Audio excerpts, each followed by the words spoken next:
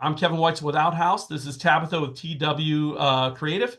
She handles a little bit of some marketing stuff for us, some back office things. She helps us with our website a little bit. And she is the one that basically oversees all things Zoom for us now. And today I have the joy of introducing John Sherman. He is the founder of VC Productions, Video City Productions. They work in all sorts of brand tailored video production, high-end video production. But you don't just work in the home building industry. John, tell us a little bit more about VC Productions and what you do and who you serve. Sure. Kevin, thank you. Tabitha, thank you. Everyone who's watching, thank you for sitting in and watching this. So, we work in a lot of different spaces. I actually got into the building space through our friend Molly Elkman over at Group 2 originally, brought me to my first IBS a few years ago and made a lot of great relationships there across the board and have been there ever since. But uh, video production has taken me to a lot of different places. We work with larger brands like Subaru of America and Five Below. We work with a lot of nonprofits, mostly local to the Philadelphia area, and then everyone in between. We've done training video content, brand video content, social media video content, funny videos, dramatic, emotional, heart pull, fundraising videos. We recently did a public service announcement. I mean, it really kind of we've had this really interesting opportunity to work with so many different clients across so many different facilities to just do storytelling. And it's something I really love doing. I love getting into the asking all the questions and understanding someone's business and then trying to find a way to tell a story that's going to resonate with their target audience. All right, just out of curiosity, you didn't shoot that Average Joe's commercial that was in the movie Dodgeball, did you? Did you shoot I actually was in the movie Dodgeball. I took a shot to this. No, we didn't, and we didn't. Both are not true. The other things we will say in this webinar are real, though. I promise that we will tell truth on this All part. right, so let's just go ahead and jump right into our first video. Tabitha's going to load up the first video, which was for what? It's okay to want more was the theme, correct? Yeah, it's And okay it to was want for more for Builder, Stone Martin Builders. Yep. Stone Martin Builders. Okay.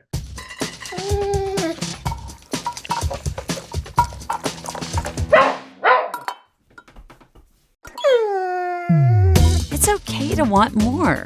More options. More styles. More security. At Stone Martin Builders, we give you more. Number one, I love it. Oh, But thank you. what was the original idea behind that campaign? I mean, does a builder just come to you and say, "Hey, we want this idea"? What did they come to you with? Yeah, thanks. It really varies. So in this case, they already had the theme with their marketing company. It's okay to want more. They were already doing all these brand assets, thematic assets. They had a whole campaign plan, and they wanted to have video assets that went along with it. So really, all we got was this concept of it's okay to want more. And as we were talking through our pre-production process, and sometimes these things happen as part of a plan, like we go behind the scenes, we think as a team and talk through it. Sometimes it happens organically. Actually, a lot of times it'll happen organically in a conversation with a client as they're sort of unveiling a campaign concept. We'll start playing with different ideas, go back and forth, and then something goes, oh, what about this? And then people love it. So what we did at this time was we actually challenged Stone Martin Builders to do something that was a little less traditional in the home building space and start with a tangential hook, right? So the video starts, it's about a dog that wants more food, right? But what we did was we had this idea, are you open to that, right? And then when they said yes, we started throwing out some creative, fun ideas. What are other opportunities where one might want more? And so this ended up being part of a triptych of stories tied around the home, around family stories that are relatable. We had a kid in a bathtub that we made it feel like in the beginning she's swimming, and then all of a sudden it reveals that she's not in a lake or a big nice pool. She's in like a really tiny bathtub, and the mom walks in and goes like, okay, it's okay to want more, and let's get some pool amenities, right? So we had another piece where dad eats too much popcorn. This dog one is my favorite because who doesn't like dogs, except for cat people, and we still don't leave the webinar. You can stay, it's fine. But we thought, dogs are super relatable. It's a good hook, which you really need in any video content these days. And then it ties in thematically to this story of it's okay to want more. And that became good fodder for all the content that followed, right? Which are all the more you get with this builder. That was a Did you really weird find? way of phrasing it, by the way. No, you're totally fine. Did you find that it was difficult, or was it easy? Was it a fantastic dog actor? Was it your dog? I mean, whose dog was that? Oh yeah, for sure. So to get a little behind the scenes on the production side, we did hire a dog actor. We went through a talent agency that helped us source. When you're on set, we shot, by the way, well, I'll take a step back. So as sort of mercenaries in the video space, right? People are hiring us to bring their vision to life. You, this isn't like a Hollywood movie, an M. Night Shyamalan film where you've just got like you're fighting for budgets and trying to just be the most creative possible. There's sort of this intersection I talk about, or maybe a Venn diagram is a better visual of these competing interests, right? Which are going to be budget, creative, logistics, right? We're based in Philadelphia. This builder is based in Alabama. So part of what we needed to figure out was what's the most affordable and best way to capture all of the content, and where are we needed versus where can there be someone that's more just good at shooting B-roll. So we actually didn't shoot any of the Stone Martin Builder content that you see here of their homes and their communities. That was shot by a local team. So we were able to keep that part of the business local. We managed them, partnered with them, so that they could get that content, and Stone Martin Builder wouldn't pay for all the travel and all of that. And then for the dog actor part, we actually shot that up in Philly. So we had to source a home that looked nice. We didn't want like a drab, not good looking property, but we also wanted a property that kind of felt a little dated and felt like you would want to move out of, right? We didn't want to film it in this beautiful mansion and go, why the heck are they leaving? And then we wanted to film it in an efficient way for budget purposes. So we shot, we had 3 actors with the family. We had a hair and makeup artist on set. We had the dog actor, and that's going to always come with a trainer. And then we shot all of those 3 concepts in one day in Philly and used B-roll from the Alabama team to tie it all together. And for all of our listeners, Wesley and Sean and all the other people that are on here, he said Philadelphia. That's our sign to drink us a little shot of whiskey. Or did I not send out? I didn't send out that memo. Doggone it, Tabitha. Did I not send out that memo? I don't think I did. I incidentally brought way too much whiskey, it seems. Sip of whiskey. Anyway, all right. So, what about now? Let's talk about funny though, because there is some cute funniness to having a dog. What is your philosophy on? Should a builder stay straight laced? Should they go into that comedy lane? What are your philosophy or your thought stands on that? I have a terrible answer for you, and it depends. It depends on the campaign. It depends on the target audience. It depends on the broadcast channels, the distribution, all of those things have to be talked about when you're coming up with a concept like this and landing on that. And then the overall brand, right? If you're a high-end luxury brand, maybe you're a custom builder, right? A lot of folks, you might catch people's attention with the comedy, but that's not necessarily the core value that you're bringing them, right? And so when you're, in Stone Martin Builder's case, we're targeting a younger demographic, people that are, going to potentially upgrade to their next home, but they've got a young family. This was going to resonate, right? So I think all of those things need to come into play when you're having those discussions as to what the best creative concept is for you. And that's helpful when you have your sales team, your leadership team. Like, these are comprehensive conversations. These are not just, they shouldn't be siloed, right? So marketing is going to drive this for the most part, but are you bringing in your leadership team to making sure that they're aligned with the vision, right? Are you bringing in other stakeholders? I think all of that needs to come into play. I'll also say too, comedy's hard. So I think that if you are going to try to do comedy, you need to build in some redundancy. Like, I like the fact that this was part of a triptych, right? So then they could fire these off, A/B test what's working better, what's not working as well. And see, because again, comedy's hard. And so hitting the right beats, hitting the right notes, it's certainly a skill. There are folks that repeat it better than others, but I will say that again, comedy's hard. I always love Bernie Mac's line. He says, you know what the root of all comedy is? Timing. He just blurts it out. Anyway. All right. So, hey, Tabitha, can you cue up our next video? This one was also for Stone Martin Builders, correct? This is our Santa video. This is the Santa video. Oh, yeah. This is the Santa video. Yeah.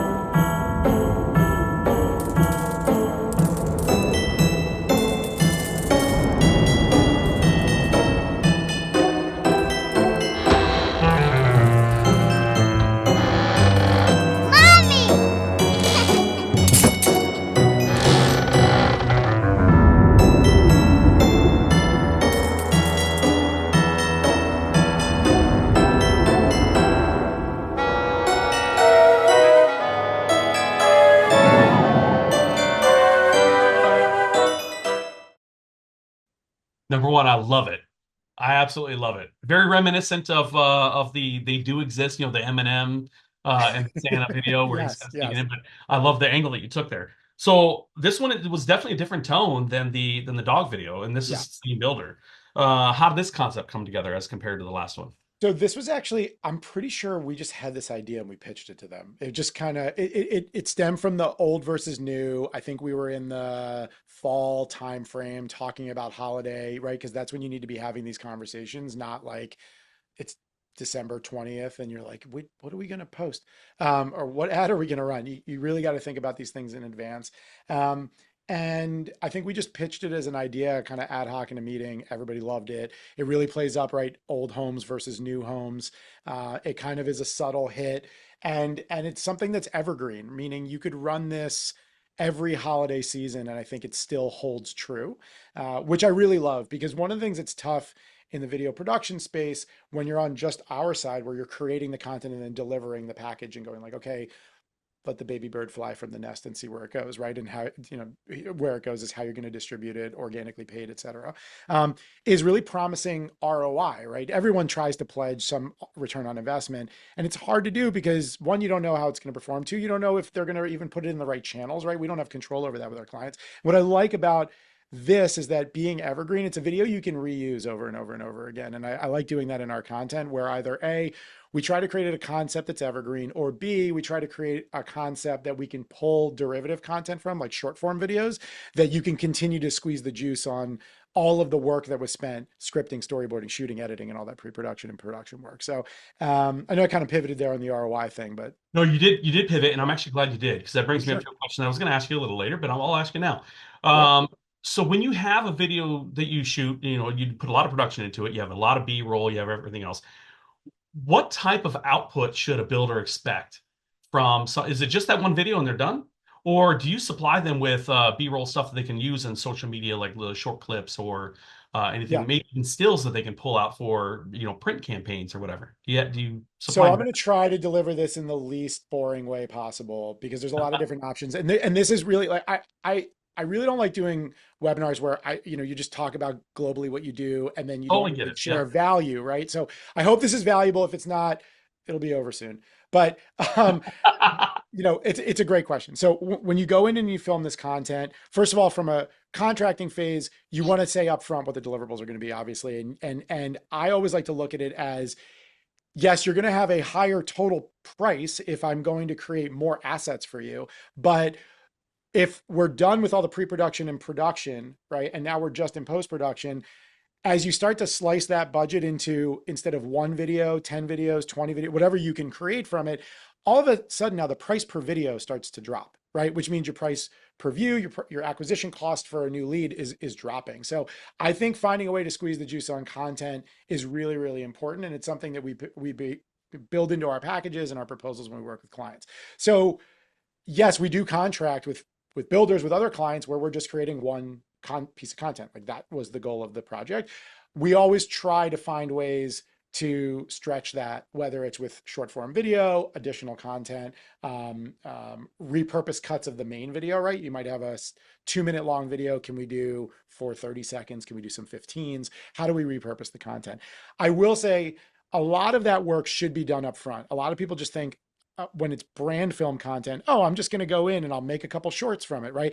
You really should script those up front, which is a small investment in addition to the already existing scripting work, but it's going to make for much better yield on the back end. Whereas you're trying to reverse engineer a video that wasn't designed for that, it can be a little bit more challenging. The other piece that I would say is when you're thinking about repurposing content, short form content, and what a builder should expect in terms of raw footage. Kevin, you said raw footage. So this is really important. Different video production companies will handle this differently. Some do not release any of the raw footage. Some will give you all of the raw footage. Some will charge you for it. Some will give you the raw footage, but not the project files, which is how it was all edited, right? And then if you go back a step, let's say I have 3 hours of B-roll of a community, right? Most of the time I'm going to shoot that in what's called a flat profile. So that's going to be a neutral profile. If you look at it out of camera, it's going to almost look gray. Usually these are raw files. They carry more information and data. And so they're better for us to color correct as an editor in post-production processing. When you hand those files to a non-savvy editor or a client that's just expecting the color baked in, they're going to freak out, right? Because it's like, what's wrong with this footage, right? And so I think that some video production companies don't educate the clients on this, right? So they go, sure, you can have the raw footage. And then they hand you over 365 files that are all gray in this raw format. And if you can't color correct, they're borderline useless. And I've seen clients do this where they've posted recut videos that their intern or somebody internal to video made, but they didn't know how to color correct. And they literally look like these gray videos. And you're like, you have to take that off of your social media. So I think that's a good question to ask the video company that you're working with. What are our rights to the footage? What's the format for the raw footage that you're giving us?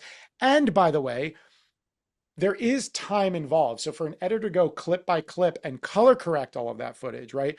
There's time involved in doing that. There's time involved in exporting it. So if you ask a video production company to do that for you, expect that there's going to be a potential cost in that process. If a video company doesn't bring this up, or they're shooting everything in a what's called baked in profile, there are times where that's necessary. But if you're shooting brand content in a baked in profile, that's usually not best practice. I'm going to relate that to interior design fashion. I can look at a room and say, this room is fantastic or this room stinks. I can't look at swatches and counter samples and tell you how to assemble everything. So there is something to the artistic eye that you and your team has, and other video production companies that have, that a builder might not have. And just because you can swing a hammer and you can organize all the general contracting bits and put all those little pieces together doesn't mean you know how to edit video. So yeah, I agree that raw footage is practically useless to a large percentage of the people that you'd be giving it to. Yeah, to a layperson, if they, it's good to have. You can always bring in another editor and I would say too, to build on your point, Kevin, we're speaking narrowly around color correction, right? Specifically that aspect of video production, right? What I focus on more and more these days, excuse me, is storytelling. That's the core aspect of it. So to me, if I think when it comes to the color correction that we just talked about, and kind of your point, Kevin, of I don't know what's wrong with this room. I just know that the design is wrong, right? But I can't put my finger on which swatch they used incorrectly, et cetera. I think the same is true for video. When you watch a video that isn't properly color corrected, right? The visuals don't feel like they go together. And there's this overall just stain on the production value. And you can't usually put your finger on it unless you're in the space. You just know something's wrong with this video, right? And I think that's where color correction comes in. Where I think we like to focus is the storytelling. That's to me the paramount to everything we do. And kind of counter what I just said a second ago, focusing on color correction and that technical aspect, I'm actually not a quality snob. So one of the things I'll say is that, you probably in your days, if you go onto testimonials on somebody's website, some of those testimonials are going to be professionally produced, multicam interviews, right? Traditional video. Some of them are going to be like a selfie on a phone or recorded over a Zoom conversation. But there's my favorite, John. My favorite one is the one where they look like they're a hostage at gunpoint. Hi, I loved my experience buying this home from XYZ Builders. Right. So here's my question to the folks watching. If you have the option between a beautifully produced video of someone that looks like it's a hostage video giving you a testimonial, or someone that very authentically, while walking down the street in a selfie mode, says very casually, authentically, most importantly, that they love your brand, which would you go with? The cell phone video 10 out of 10 times. So I think that while it's important to understand the quality elements, let me take a step back. It's important to be intentional. If you're creating a brand film that's going to be the flagship video for your brand on your website, don't shoot it on your cell phone. But if it's a testimonial and it's the right content, maybe you do. So I know we're kind of going on a tangent here, but I wanted to kind of share that, and I'll summarize with watch out for color correction and raw footage and the assets you're being delivered. And I'm not a quality snob. It's really about being intentional about where you're putting this content and how you're deploying it. Okay, these are always meant to be educational and not an infomercial for a company.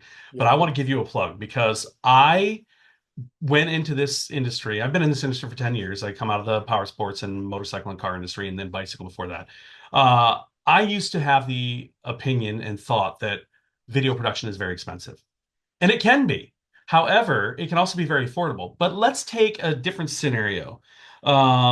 Because you're based where? In Philadelphia. Trick question. Whiskey. You're based in Philadelphia. Feel free to join me, anybody that's listening. Yep. But you're based in Philadelphia. Let's say you were a small builder with a micro budget. Now, I'm talking micro budget in small town Wyoming. Okay. Okay. And you wanted to put some quality video content on their website and on their social media. Um, is it just the video production that you offer? Is there any kind of consulting? And this is just this is out of the blue question, but do Yeah, you yeah, yeah. offer consulting, maybe pointers, or is it purely transactional where here's what we can get you, here's what it would cost, and here's what your deliverables will be? Yeah, so I'll take before answering that directly, I'll take a step back. My journey in video production was really nonlinear. My dad had a video rental store that I grew up in, and we used to, it was a mom and pop shop. It wasn't part of a chain, so we could do whatever we wanted. So part of our service offering was like video transfer. We would take old VHS cassettes and convert them to other VHS cassettes until DVD came out, and then we would do DVD and then MP4s. And so I kind of actually cut my teeth completely on the technical side, just working in my dad's store. I thought I was going to be a lawyer. It just didn't pan out that way. And I ended up taking over the business. And obviously video rentals and video transfer are older businesses that we transitioned into video production. So I've, as a result of kind of watching the waves of technology that have affected this space, I shot on ENG cameras, then switched to DSLRs, then cinema cameras, all this. I I really am not a purist of like, you have to shoot it this way. I think that sometimes you got to shoot it on these, and sometimes you got to shoot it on a drone, and sometimes you got to use a lower tier drone, and sometimes use a 360 cam. So I think some folks don't like that because there are traditional ways to do things, but that's kind of my sort of just thought process in general on video. So having set that up, whatever the best way to create content is, that's the way we go. So I'll show you a quick example. This actually was born during COVID. We couldn't go out and shoot stuff. A lot of my clients were like renting equipment to try to finish videos that were already in production pre-March 2020. We were trying to help them. It was a nightmare. I had this poor woman for 4 hours setting up the same exact camera equipment I would normally use by herself for an interview. She was like sweating at the end of it, and we had to postpone the next day. So I came up with a model. I'm just going to show you side by side here. This is my very nice MacBook Pro. All right. Oh, And this is an at-home camera system that we actually have a wish list in B&H. We send it out, and then we offer a consulting service, one-time fee to help people set it up, learn how to use it, and go. This is great if you want to create content at home. sold. This is right. So like, this is just, it elevates everything. You can see it's a real camera. It's going to Yeah. focus in a second. Right? It's a real camera, and it's just much higher quality. So we've had a lot of teams that we've installed this for. I'm not a equipment salesperson or whatever, but this was at the time the right model for helping people create content. Absolutely, we've consulted with clients. I've actually directed for Stone Martin Builders in particular. We did a bunch of videos where the local team had me tethered over Zoom, and I directed the talent over a laptop while they filmed locally. So there's a lot of great ways that if clients, like if you love the way we think and work, this is a shameless, I guess it's feeling like a plug right now, but I don't like it, but I'll That's stop. all right. That's all right. But like, if you like the way we think and want to work, we can hire a local team to shoot. You don't have to pay the travel fees, and we'll remotely direct it. And we've done that a lot. It's worked really well. Awesome. And we've done a lot of consulting in the equipment space. It's not our core bread and butter, but when it's the right fit, we have done that. Now, I do have my favorite commercials. I have my favorite stuff out there. Like, I love the commercial where the old lady, tosses the discount tire through the plate glass window. Mm, I love the fictitious commercial that I've already mentioned at the Peter LaFleur Average Joe's Gym. I love the Right Guard commercial where the guy's on a horse and then he's on a field and he's next to the ocean, and it just seamlessly transitions from scene to scene to scene, yeah, and he's yeah. just kind of calm through the entire process. I love those kind of videos. I've seen about a half a dozen of your video content. It's obviously I'm not privy to see everything, but the ones that I have seen, I want Tabitha to show one of my favorites that you've done, because, and I'm not going to spoil what the juice is on this one, Sure. but let's go ahead and show this one. We're just going to call it, for sake of anything else, this was for Adair Homes, correct? Yes. Adair Homes, and we're just going to call it the Goldilocks video. Goldilocks dreamed of a place of her own. Not borrowed, not basic, not a clone. She searched high and low, in town and online, for a home that felt truly, completely hers by design. The first had walls in a shade of lime green, a wine fridge the size of a washing machine. The kitchen was quirky, the closets were tight. It worked once for someone, but didn't feel right. The next one had 6 bays of garage space. The prior owner raced cars just in case, but Goldilocks dreamed of windows and sun, not tool walls and torque wrenches just for fun. The third had a tub in the middle of the den and stairs that looped back again and again. A home built with care, that much was clear, but not for the life she envisioned here. Then she found Adair Homes, an incredible team who could build her home on her lot that fits her dream. She picked every finish, from layout to tone, and finally felt, this one's my own. With Adair Homes, you don't have to settle for someone else's dream. We'll build on your lot and make your vision the theme. The greatest value in home building, proven and true. Designed for your life and built just for you. Number one, that is fan-freaking-tastic. And not to pump you up or get your head big, Sure. but I love that video. I think there's so many awesome things about it. For the untrained eye or people that aren't out there looking at AI, there were some odd items in there, like the washing machine, the wine rack that looked like a washing machine type setup. Staircase back. A staircase that looping goes around back again. and That's forth my into the favorite. middle of nowhere. Obviously you used AI on that Yeah. video in addition to actual video shoot, correct? Correct. Yep. Can you walk us through that whole process? And I've got a whole slew of a litany of questions for you on that one, Yeah.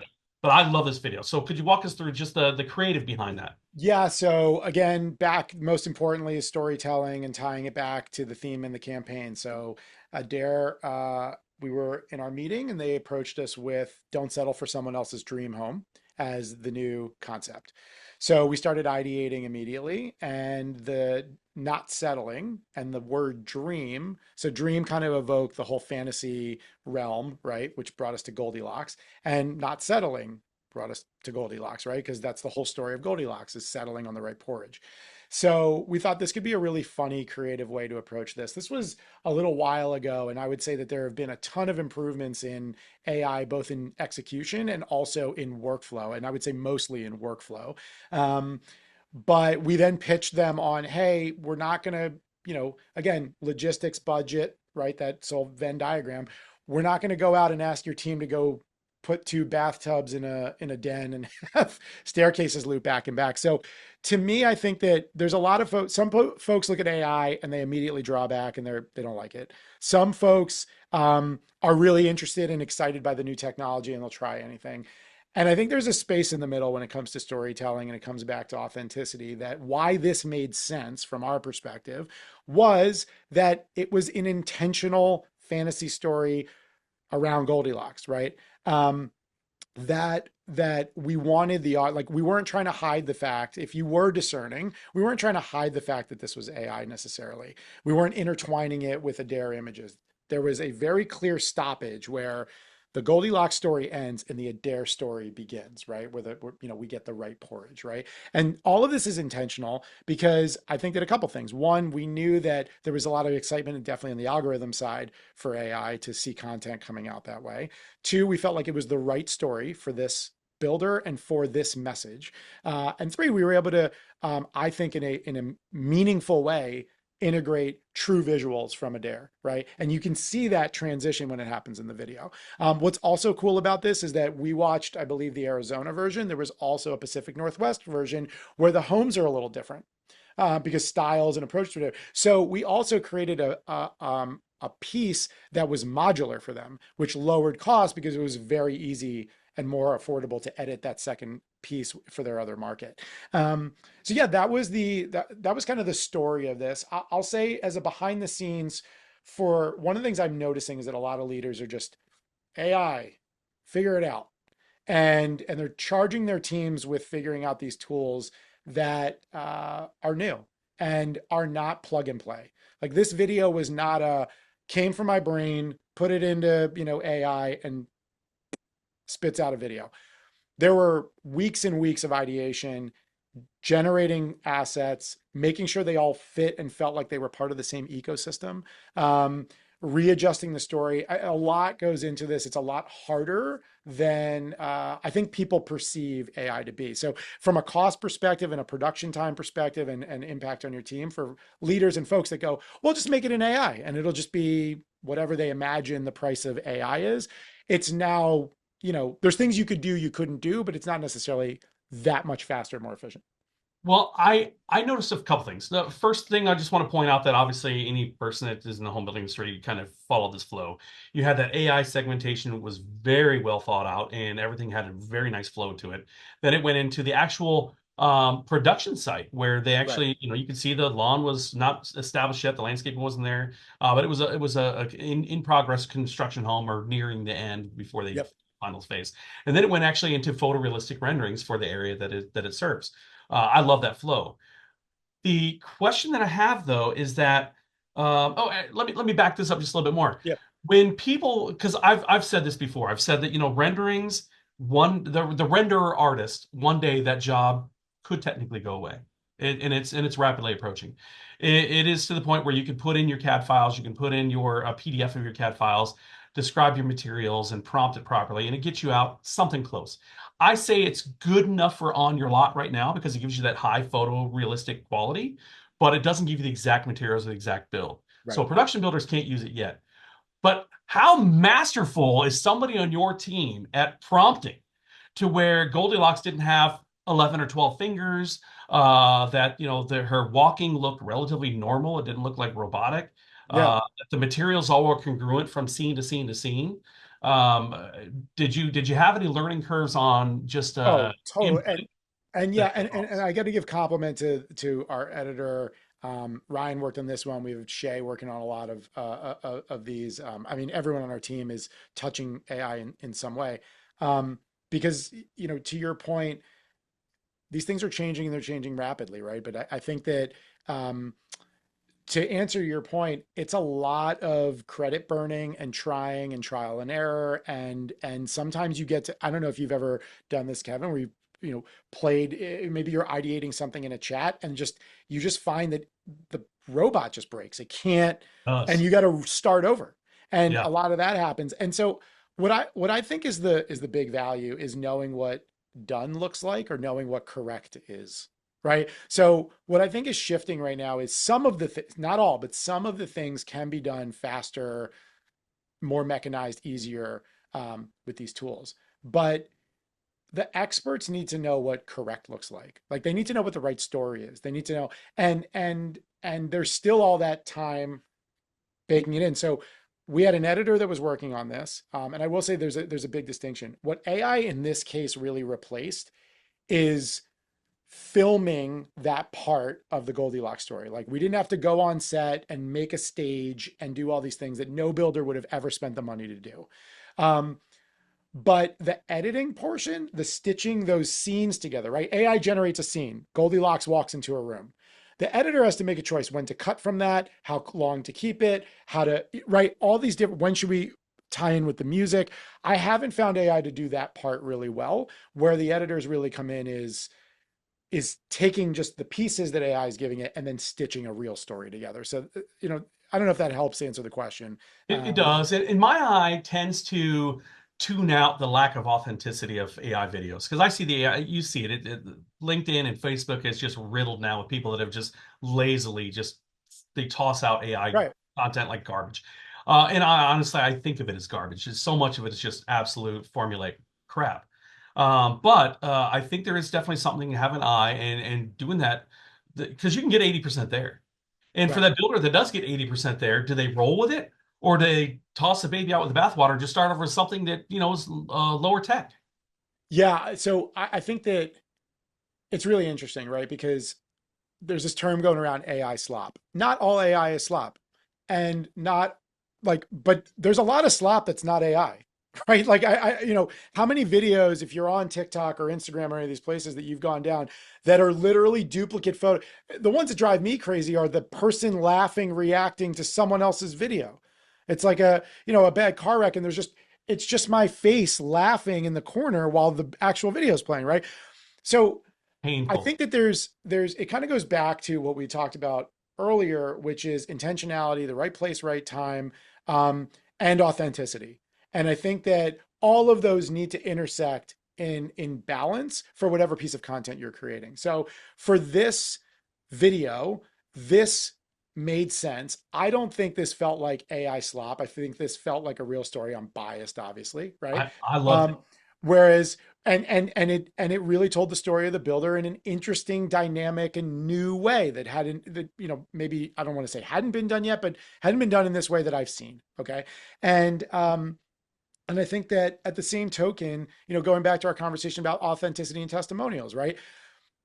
You could have a really professionally produced thing with the right cameras and the right lights and whatever, but if the delivery is not good or the delivery feels robotic, right, or forced, I think Kevin, you made the joke, held at gunpoint, not going to be a good piece of content, right? So I think that's where I go back to working with folks that have been through that process, that know what correct looks like or know what's going to be effective. Those experts are the ones you want to partner with, in any space you're in, right? I'm not an accountant, so I probably could put my books through some AI tool that will maybe get it 80% of the way right or not. But like, I need to have an expert that's going to look at that and go, no, this is a critical error. So I think when you I've kind of jumped around, Kevin, but I think in answering your question of, if AI gets a builder 80% there, should they run with it? I think it depends on where there is, right? And if there is a really highly produced, inauthentic thing, don't run with it. And if it's a really low tech, inauthentic thing, don't run with it. Authenticity is the king, really. I think so. I think that, and I think that there's some elements that like maybe people who thought that this was, we tried to do a whimsical approach in the AI generation here. It kind of borders on Shrek a little bit, which can be photorealistic, but not 100%. If somebody really thought that they were about to watch, like if they thought Goldilocks was real and then they realize she's not halfway through and they're turned off, like that could happen, right? So be conscientious about being authentic to what you're doing, and I think people will buy in. All right, so two last things. One is for all of you that stuck around for the entire length of this webinar, Thank you. we are going to be giving away, so hopefully you've been paying attention to some of the words and phrases that we use today. We're going to be giving away a big deal pen, a Parker Jotter, a limited edition, a special edition that is the Sydney edition. So it's a navy blue with the opera house on here, and it's really pretty. So anyway, we're going to be giving this away, so get your keyboard fingers typing, ready to type. But for now, before we started this, and this was actually not scheduled, but we're actually ahead of schedule, you had mentioned that you've been working on something new.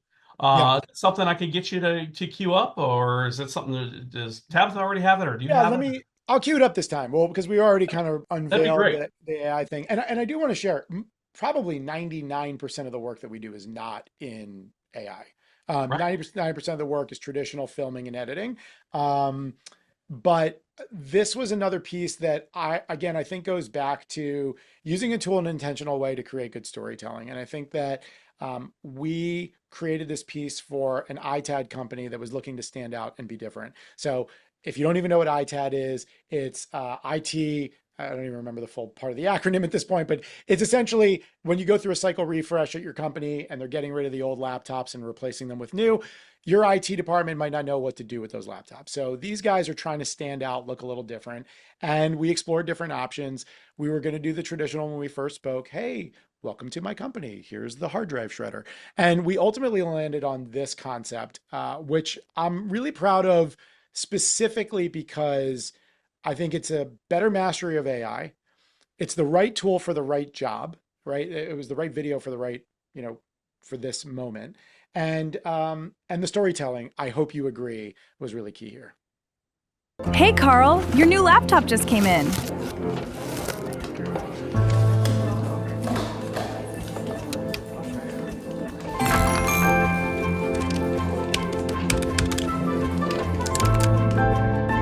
Hey Carl, we're going to need you to travel to a couple locations.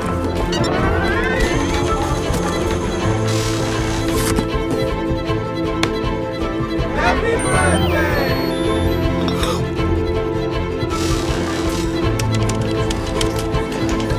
You've had this computer for a few years. It's time for a refresh cycle. Here's your new laptop. Keystone Technology is picking up the old ones tomorrow.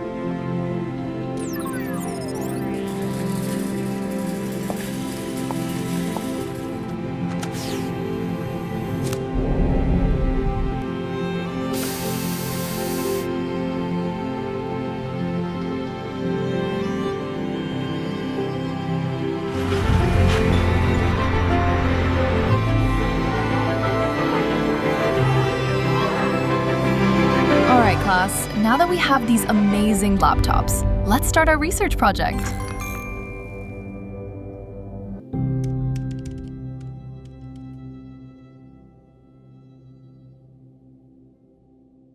I actually think it would be a great story to do something similar for a builder, to bring something to life, like your focus on an aspect of the home, like the floor or a room, etc., and kind of tell the story of that room hosting life and how the family is kind of moving through it over time. And I think that a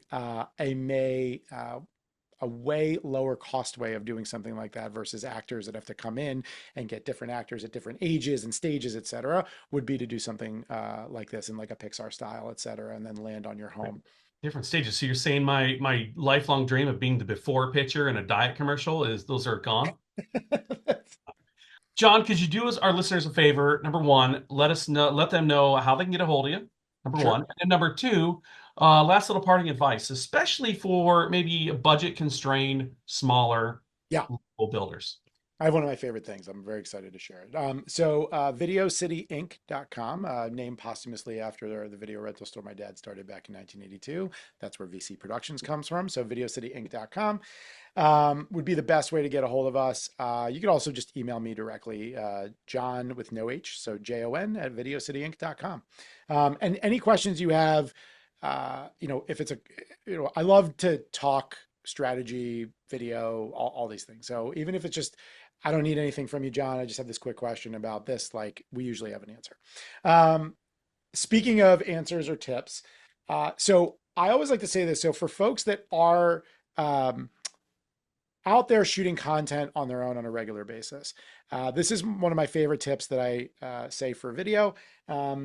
You might have gotten maybe a DJI Osmo to put your phone in so it stabilizes it. You might have other tools. You might have even a video camera. But this is my biggest tip, is think like a photographer. So what do I mean by that? If you were going to go take a photo of your family, right, you would put on the photo app, you'd frame your shot, hold it still, balance it, make sure it's even, right? Wait for the moment to unfold, and then press the shutter button to take your picture, right? For some reason, when people switch to video mode, they start doing all kinds of crazy 1990s dance moves, moving the camera around, zooming in and zooming out through the shot. It looks unprofessional. It's a little dizzying. Stop doing it. So what I recommend is think like a photographer. Exact same principle. Stay still, frame your shot, get your camera in balance. You'll usually see that little line that's the horizon line. Hit record and let the action unfold on the other side of the screen, right? I think that it's a very small tip, and especially if you're going to be editing this later, which means you can get different angles, right? Let's say you're filming a kitchen. You can move, stay put, get your recording, wait 5-10 seconds, get that B-roll, move to the other side, get these different shots, and then you can stitch them together later. I think that this creates a huge improvement in the final quality and what looks like professional. The way we kind of look at it in our space, to get a little technical, is use the tool the way it's intended to be used. So if I have a gimbal, right, like a DJI Osmo gimbal, or if I have like a big gimbal that holds our big camera, right, there's a lot of cool movements, push-ins, slides, parallax slides, et cetera, that we can do, wraparounds, et cetera. If I have a slider, though, that's going to be a better tool for a traditional slide. And you'll see people who will try to like fake it with their gimbal. You can get away with it, it just doesn't look as good. So use the tool the way it's intended to be. We have tripods to stabilize our cameras. If you don't have a tripod, there is some internal stabilization in your phone for most of the newer models, but the best thing to do is not over throttle it by moving around a lot. Stay still, capture your content, let the story unfold. Think like a fantastic advice. Thank you, John. And last, Apple or Android? Is there one that's better than the other for shooting content? it's kind of sad. I've been just like an Apple guy because I'm in the ecosystem. We work on Macs, everything's Apple. I haven't really tested against any of the. So I'll be honest with you, that's the wrong answer because I, Troy I is know the you only were way gonna. to go. I knew you were gonna say that. I feel like I'd rather have your video be authentic and a little less good than green text. I don't know what else to tell you, folks. That's Love it. Love it. Well, thank you for your time. We appreciate you. And thank you all for listening and joining us today. I'm Kevin Weitzel with Outhouse, John Sherman with VC, right? Yes, VC. Yeah, VC Productions. Yeah, VC Productions, and Tabitha Warren with TW Creative. We appreciate you for joining us today. Have a great one.